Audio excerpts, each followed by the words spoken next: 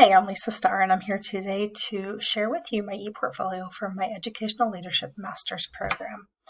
When I began this, I was often wondering if the time I was going to spend and the money I was going to spend was going to be worth my end product.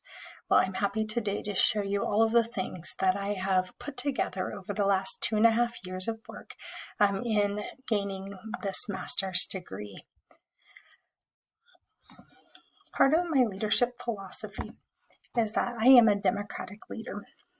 As a democratic leader, I use my interpersonal skills to work with others and to show others that I care about them. Through that, I help to get their cooperation on things. I also show families and students, as well as colleagues, that I value each one of them, and I want their help in making our school a better place. As we've gone on here, I was able to complete many activities. Part of my activities were at the district level. For me, many of these were not difficult because I was fortunate to get to join our district leadership team because of my current classes I was taking in college. My district is very supportive in teachers getting their master's degrees. In fact, at one time, my superintendent actually talked to me one-on-one and encouraged me to go back to school to do this.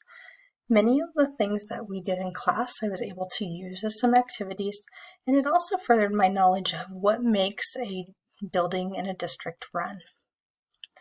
One of the projects that I did that I really enjoyed was creating this culture of collaborative engagement that I could present to the current school district I worked for.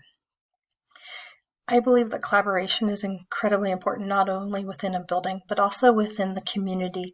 And in order to get our schools to be better places and to have a higher level of respect for our teachers and our school systems, we need to build that collaboration with those that are around us and that support us and pay the taxes that fund our schools. I was very fortunate also that one of the teaching assistants in my building is working on getting her degree. And so she came to me asking if I could evaluate her so she could turn that into her school.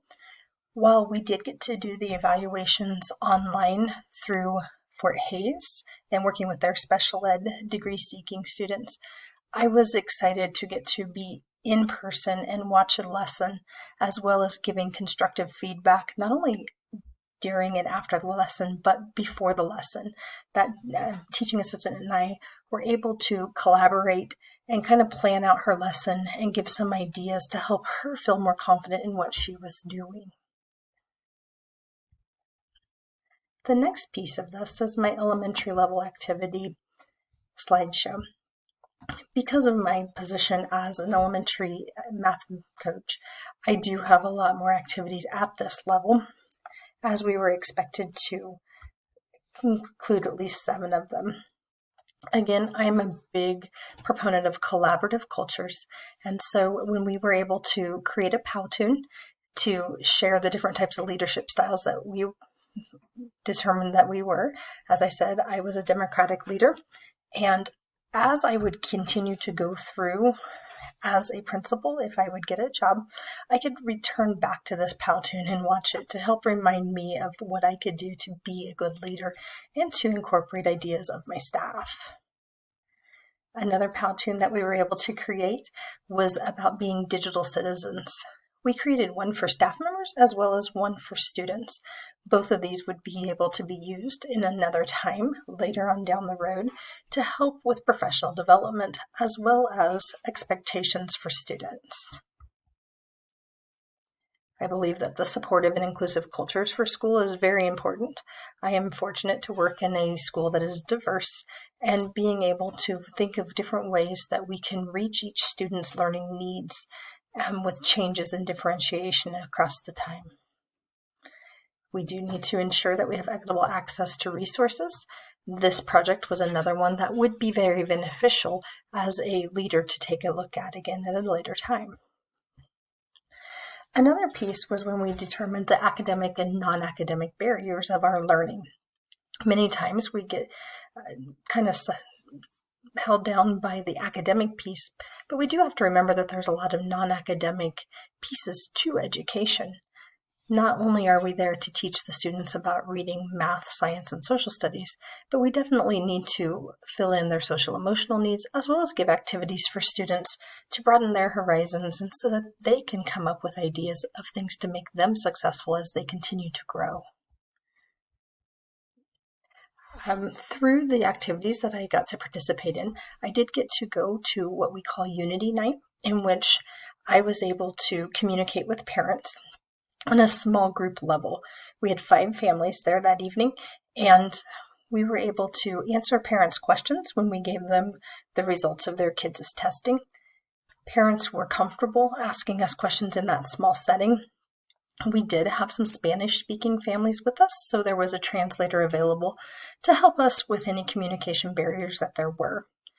I, since that night, have gotten to talk to these families even more, and you can tell that they do have that level of trust, and they're also able to come and ask questions, whereas before they didn't know myself as well to be able to answer these. Okay. On an operations and management level, Rocket Math is something that I implemented last year in our building after seeing the need for fact fluency in math. Through our program that I have started in my building, we are actually going to adopt it district-wide because our scores on our benchmarking have excelled so much that the district came and asked us what we had done to make the changes. And so this year it will be something that I will get to lead the other buildings into implementing into their classrooms to help hopefully increase their fact fluency also. As I also got to see, I got to help with different intruder drills, tornado drills, fire drills within my building. This put me in a different position compared to where I normally am because I was not only starting the drill, figuring out where to set the alarms off and work with the custodian in order to do this. But then at the end of it, I was either giving verbal information to the entire school, or after this particular tornado drill, I did send out an email to recap it for the teachers and the other staff members and give them the strengths of what we saw, as well as our next steps to make it even better for the next time, and hopefully not that we ever have to be in a tornado drill for real. Okay. One of the things that as a math instructional coach, I did use my learning through these classes was to help to determine the needs of curriculum work for our teachers. I took an assignment that we had done in class, and I actually took it and implemented it at school with our teachers to help determine what they needed from us for summer curriculum work last year. The teachers were then able to drive the professional development that they were going to receive, and then I knew that I wasn't wasting their time. Another piece of our program was getting to go to the secondary level in order to spend time with that experience, especially since I'm an elementary person. This was exciting. Many of my former students saw me at the high school and middle school and wondered what I was doing. So then I was able to explain it to them. I did several projects. One of the things, though, that I am most excited about through this was when the math teachers asked me to come up and work with them, trying to implement some fast bridge benchmarking into their day and help them decide what is that going to look like? How do they set up progress monitoring? I was able to help guide them in their process.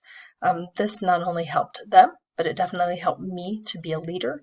It helped me to make some documents that were able to be shared then with other buildings as well for step by step, so that I didn't have to be there all the time. I gave them the information and was then able to set them on their course to be able to continue doing it without having to be there all the time. We looked at community and external leadership and looked at the resources that we have in our area. Again, that piece of collaboration will be super important to be successful as a school and definitely as a building leader to build those relationships. One of the other things that I got to do at a secondary level was to look with the principal at the high school at some of the applications that were available for a teaching assistant or a paraprofessional. I've sat in on many interviews over the years with the elementary level principals, but I had never been able to actually start from the searching for the candidate off of our site that we use where we upload the applications, and then determine who we were going to interview and get to help with that interview process.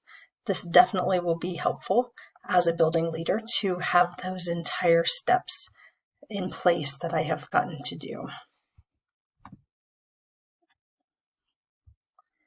Overall, I feel like this class, this eportfolio, has been very helpful to wrap everything up, to put everything into perspective of what we've done through all of our classes in these last 2.5 years for myself.